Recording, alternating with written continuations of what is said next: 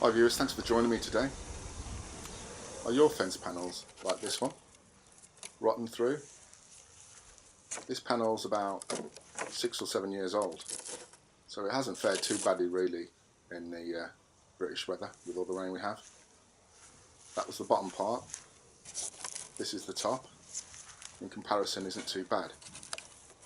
I'm going to put some new fence panels in, and I'm just basically going to try and preserve them as much as possible. This is how I'm going to do it.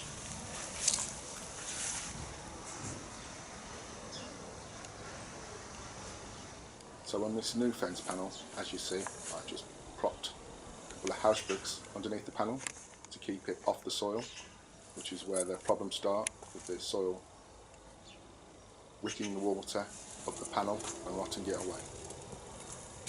I would have liked to have used a gravel board, but I couldn't fit one of those between the concrete posts. So this is the alternative I came up with.